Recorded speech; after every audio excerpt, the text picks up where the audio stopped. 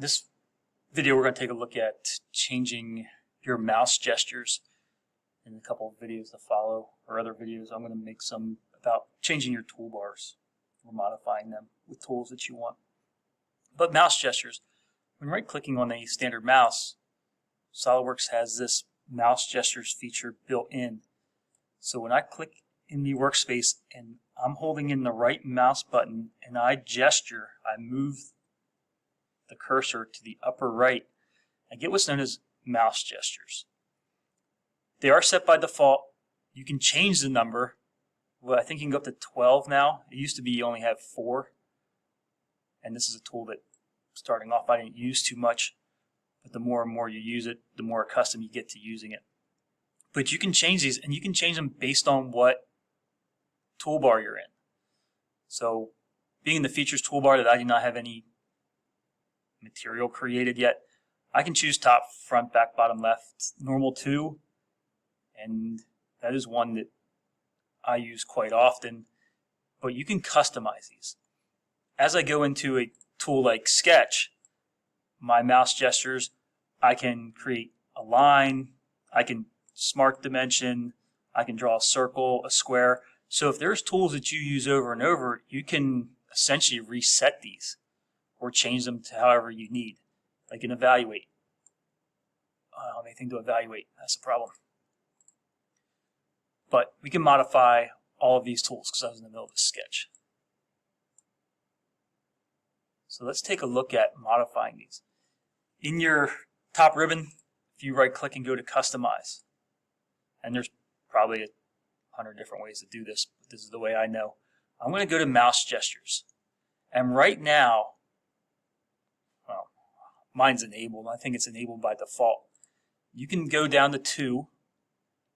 You can do 3, 4, I think is a default. Now you can go up to 12. And it all depends on what process you are running. So if I go to 4, I only have 4 options. So I can drag and drop and change these. So if I go back to 8, I think 12 is too many. I'm going to stick with 8. Like if I don't use, let's say, the trim tool very often, I can actually replace this with another tool. So let's say I use the slot tool often.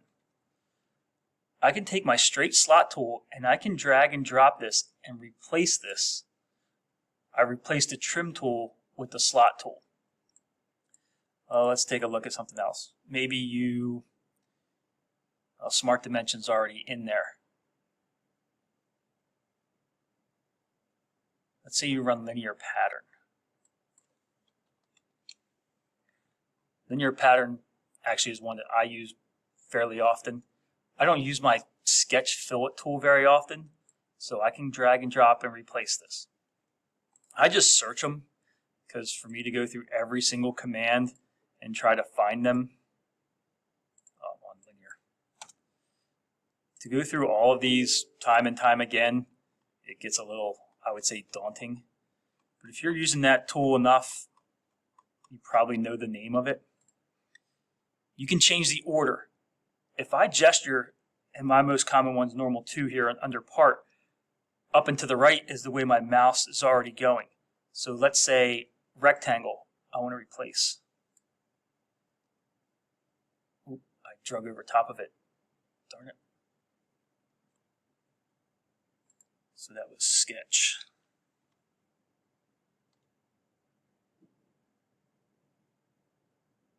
You can change the order. Why are they going away? Oh, because I can just add one. I'll take circle and put the circle tool back in here and probably change the order. Probably the ones I use most common. I'm going to change the order smart dimensions at. That's one I go to quite often. And now that I've created my own hole, I'll go with center rectangle. Let's bump this down. Center rectangle is a pretty common one for me. So I can change this in the drawing tab. I can change this in the assembly. Again, I can go to 12. So now you see spline. But if you take one out momentarily, I can change the order. I'll pull this one down, this one up. I'm going to bump my rectangle tools around. There's offset. And we'll go to circle at the top. But I can keep most of these. Again, I don't know what I'm going to do with 12. Let's say a center point arc. I can customize my mouse gestures. First, turn them on. How many do you want? And you have customized your mouse gestures. Again, you can come back and change this whenever you want.